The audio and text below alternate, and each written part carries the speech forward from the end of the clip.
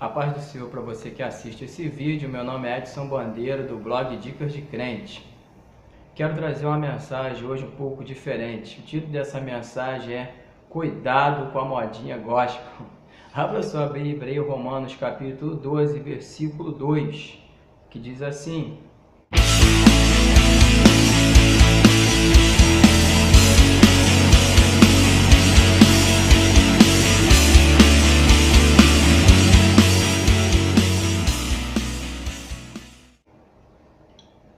E não vos conformeis com este mundo, mas transformai-vos pela renovação da vossa mente, para que experimenteis qual seja a boa, agradável e perfeita vontade de Deus. Com certeza você já conhece esse texto bíblico, com certeza você já leu algumas vezes. Mas parece que hoje, ao invés de buscarmos saber a vontade de Deus, parece que estamos só seguindo modinha. Nós vemos as igrejas aí seguindo um monte de modinhas e parece que hoje todo mundo é obrigado a seguir alguma modinha gospel. Eu queria falar um pouco sobre isso, algumas frases estranhas aí que estão sendo moda aí no meio evangélico, e a gente tem que parar um pouquinho e analisar essas coisas à luz da Bíblia, beleza? A primeira coisa que eu queria que você observasse comigo é o tal do não julgueis. Aí a gente vê aí os camaradas pregando sobre trízimo para comprar jatinho, os camaradas com sementinha de R$1.000, os outros com colher de pedreiro ungida, um monte de papagaiado, um monte de bobagem. A gente vê esse tal de Agenor Truque, esse Macedônio, Valdomiro Trízimo, e esse monte de tralha, essa gente toda aí pregando um monte de coisa, um falso evangelho, pregando um monte de heresia, e ninguém pode falar nada. Não vamos julgar, não julgueis, irmão.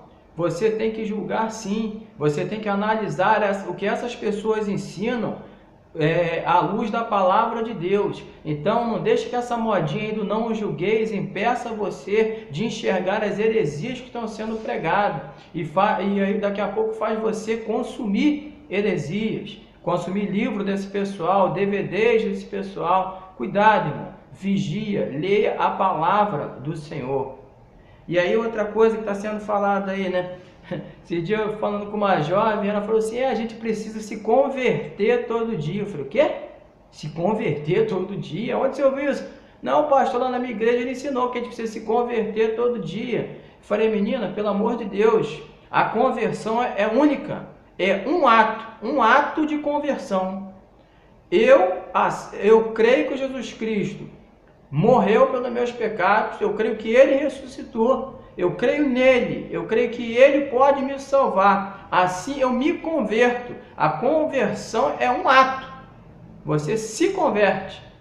A santificação que é um processo, você vai cortando algumas coisas que você fazia de errado, você vai se moldando à luz da palavra, é um ato de santificação. Santificação realmente ela é um processo de santificação. Agora a conversão não, ela é um ato. Ou você se converteu ou você não se converteu. Não existe negócio de se converter todo dia, como tem algumas pessoas ensinando aí. Outra coisa, essa aí virou moda. Tem algumas igrejas que colocam até isso na porta de seus eventos, né? Essa acho que é uma das piores. O melhor de Deus está por vir. Aí fica todo mundo repetindo: o melhor de Deus está por vir. Teve um cantor famoso aí que gravou uma música aí que cantava isso, e todo mundo dizendo: o melhor de Deus está por vir. Irmão, o melhor de Deus já veio. Chama-se Jesus Cristo. O melhor de Deus para mim e para você já veio. Chama-se Jesus Cristo. Então não fique com essa modinha de o melhor de Deus está por vir, não, irmão. Pelo contrário, o juízo de Deus que está por vir sobre essa terra. E dá bem que você já recebeu o melhor de Deus, para que você suba com Jesus Cristo e não precise passar por coisas terríveis que estão sendo preparadas para aqueles que não forem arrebatados com a igreja de Jesus Cristo. Outra coisa, essa aí é demais: dança profética. Estava escutando ontem numa rádio evangélica que falou: a igreja aí vai ter o seminário de dança profética. Pelo amor de Deus, irmão, dança profética? Alguém me mostra, por favor, o que é isso na Bíblia? O que é uma dança profética? A menina está lá dançando, de repente recebe uma profecia, é isso? Pelo amor de Deus, irmão, isso é uma bobagem, isso é um termo modinha. dança profética, isso não existe. Quero que alguém me prove na Bíblia que existe dança profética. Então vamos parar com essa bobagem, com essa modinha. Por que criaram isso? Porque aí alguém diz que é especialista em dança profética, aí vai fazer um seminário, cobra-se lá uma inscrição, R$20, R$50, enche uma igreja, todo mundo ganha um dinheirinho, aquela igreja fica aí conhecida na área como a igreja da dança profética, mas é um grande besterol, é uma grande bobagem, porque isso não existe. Outra coisa, aí agora outra coisa que está na moda aí, né? É o tal do encontro, o tal do radical, isso está na moda. Todo mundo é obrigado a participar de um encontro na igreja tal. Todo mundo é obrigado a participar do radical. Eu não sou contra isso não, irmão. Cada igreja tem os seus eventos, suas coisas. Agora o que me preocupa, que isso aí tá igual quando começaram com o monte, há uns anos atrás. Tipo, quem não ia no monte era mais pecador de quem ia. Quem ia no monte era mais santo que os outros. E parece que agora tá assim. Quem vai no encontro com Deus é mais santo do que os outros. Irmão, isso aí não é novidade nenhuma. A novidade é que agora o pessoal está alugando hotel aí, 3 estrelas, e tá uma papagaiada danada. Mas isso aí é a mesma coisa que os pastores lá em 1980, em 1990, faziam quando pegava a igreja, pegava um ônibus lá, levava para uma quadra, e todo mundo levava seu colchonete, eles ficavam ali, estudavam a Bíblia, oravam. É a mesma coisa, só que antigamente ninguém chamava isso de encontro com Deus, agora é encontro com Deus, é outra modinha. E as pessoas estão achando que todo mundo é obrigado a participar. É igual esse lance do radical. A gente vê, você foi no radical, esse dia alguém, um casal que eu amo muito, falou, você tem que ir no radical. Eu falei, pô, irmão, quando tiver um radical lá no Vale do Jequitinhonha, eu vou. Quando tiver um radical lá no Lixão, em Caxias, eu vou. Quando tiver um radical lá na Boca de Fumo, lá na favela, eu vou. Agora não vem com esse lance aí não, todo mundo tem que fazer o radical. Isso aí também não é nenhuma novidade. As igrejas sempre faziam programações como essa. Então, aí não pode falar o que acontece lá. Que não pode falar, a gente está cansado de saber o que acontece nessas coisas. Só que agora virou uma modinha. E eu não tenho, com todo respeito aos batistas, eu congreguei 9 meses em uma igreja batista com um pastor maravilhoso, pessoal bom. Eu saí de lá porque a chama pentecostal é o valor mais alto. Mas, irmão, a gente não vê os batistas participando de nenhum evento relacionado à igreja pentecostal. Me diz aí, qual o evento que os crentes batistas vão à igreja pentecostal, evento relacionado à igreja pentecostal? Não vão. A gente convida, manda carta, os caras nem vão. Então parece que agora os crentes pentecostais são obrigados a participar dos eventos ligados à igreja batista e outras parecidas. Então a gente tem que tomar um cuidado com isso, irmão. Vai ler a palavra do Senhor. Você não é obrigado a participar de nenhum evento aí que está na moda para que você pareça mais santo do que o outro que não participou. E outra coisa, isso aí é muito triste, irmão. Os desigrejados. Está na moda o cara dizer, não, eu sou evangélico, eu sou crente, mas eu não sou de igreja nenhuma. Isso aí não existe, cara. Isso aí não existe.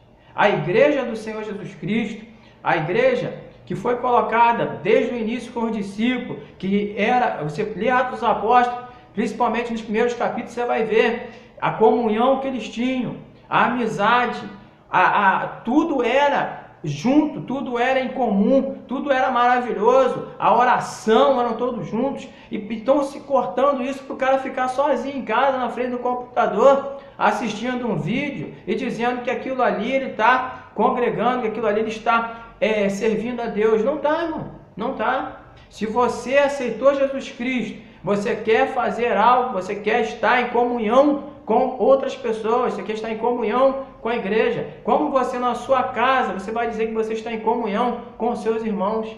Então, os desigrejados, isso aí é uma estratégia de Satanás para afastar as pessoas da igreja, porque na igreja as pessoas estão sendo libertas do álcool, estão sendo libertas das drogas, estão sendo libertas do homossexualismo, estão sendo libertas de tantas coisas. A igreja aberta é fundamental, a igreja é uma porta de salvação. E por isso Satanás quer fechar as portas da igreja, mas não vai conseguir, porque as portas do inferno não prevalecerão contra a igreja do Senhor. Mas tem aí esse camarada aí, esse tal de Ezequiel, tem aí Caio Fábio, que virou uma espécie de guru gospel, até Mário Persona, que eu pensei que era uma coisa e vi que não é, que é outra. Esses camaradas estão aí pregando esse lance de desigrejado, que você não precisa estar numa igreja, então não vá atrás dessas pessoas. Vai ler Atos dos Apóstolos, quer saber um pouquinho mais sobre o que é igreja? Entra lá no meu blog, dicasdecrente.comunidade.net, tem lá 13 lições, um estudo sobre o que é a igreja, e aí você vai entender melhor o que é a igreja, para que você possa dar valor ao sangue de muitas pessoas que foi derramado. Muitas pessoas derramaram seu sangue, deram a sua vida para que a igreja do Senhor continuasse aberta, para que houvesse uma porta de pregação do evangelho aberta. Então temos que dar valor a isso. Não seja um desigrejado, mas seja um membro de uma igreja. Aí talvez, mas na igreja, eu tive na igreja lá, na igreja tinha isso, tinha aquilo outro. Eu vou dizer uma coisa para você. Na minha primeira igreja que eu congreguei, tinha cada coisa que se eu falasse aqui no vídeo eu ia escandalizar as pessoas. Mas sabe o que eu fiz? Eu procurava seguir a Jesus Cristo, eu procurava ler a palavra de Deus. E quando eu achei que não deveria ficar mais ali, e aí eu vou falar isso para você, talvez você tenha essa dúvida, eu não queria saber se eu devo trocar de igreja, devo sair da minha igreja. Eu vou dar um exemplo que um pastor deu para mim, eu não me lembro na época quem foi, se foi pastor Martim Monteiro, se foi pastor César de Andrade do Ministério Fábio de Mel, eu não me lembro, ou Paulo Afonso Generoso, alguém que eu escutava no debate da 93, na Melodia, eu também não lembro, alguém disse o seguinte, o camarada tinha essa dúvida, se ele devia sair da igreja dele. E aí o pastor falou assim, você faz o seguinte, domingo, você olha a liderança da sua igreja, e você vê se tem ali, pelo menos, na liderança, 3 pessoas que você possa dizer, eu queria ser igual a essa pessoa. Eu queria ser espiritual quanto essa pessoa, eu queria ter sabedoria quanto essa pessoa, eu queria ser gentil, amoroso. 3 pessoas. Se tiver 3 pessoas, fica lá, continua lá e aprende com essas 3 e vai lendo a Bíblia. Agora se tiver só 2, ora mais um pouquinho, mas continua lá. Agora se tiver só uma, começa a pedir ao Senhor para lhe mostrar para onde você deve ir, mas ainda não sai. Agora se não tiver nenhuma, já passou da hora de você sair de lá. Porque nós temos que ter referência. O seu pastor, o seu líder, ele tem que ser uma referência para você. O meu pastor, pastor Salomão Oliveira, Ministério Vivendo Novo Tempo, é meu amigo há mais de 15 anos.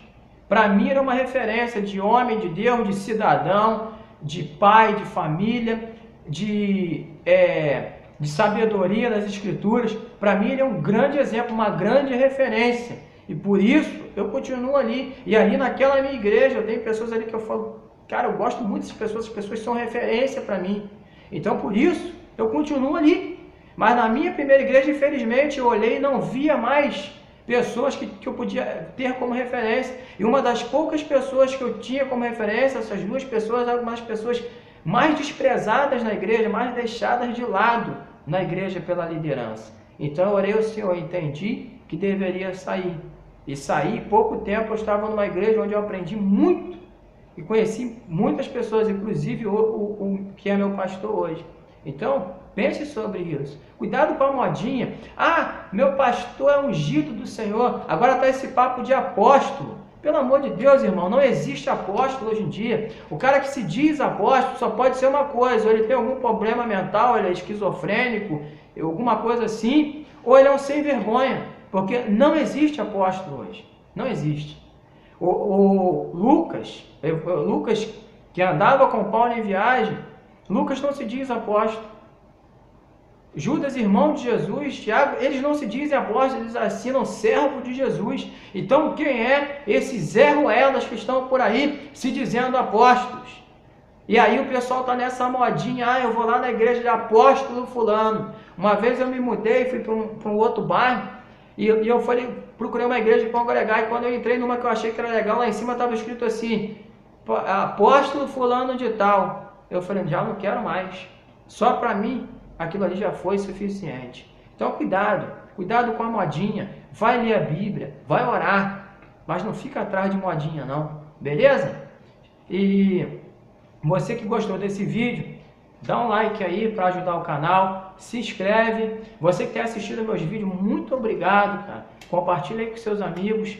E eu quero convidar você, dia 24 desse mês, 24 de junho, vai ter o aniversário da minha igreja e lá eu vou estar sendo consagrado evangelista da igreja. Eu vou estar ali num momento muito importante para mim. Então você que é meu amigo, você que é da minha família, você que tem assistido meus vídeos, você nem me conhece pessoalmente, mas gostaria de estar ali naquele momento comigo, então que você possa estar, entendeu? Depois eu vou estar passando o endereço no outro vídeo e você marque esse dia na sua agenda para você lá me dar um abraço, tá bom? Com certeza os irmãos de minha igreja vão te receber muito bem, tá bom? Lá embaixo no link, na descrição do vídeo, tem um link do meu blog Dicas de Crente, para quem deseja estudar um pouco mais da palavra, e tem outros links aí de coisa boa para quem deseja aprender mais da palavra, tá bom? Fica com Jesus Cristo, Jesus te abençoe, até o próximo vídeo, que toda honra e toda glória seja dada ao Senhor Jesus Cristo. Amém.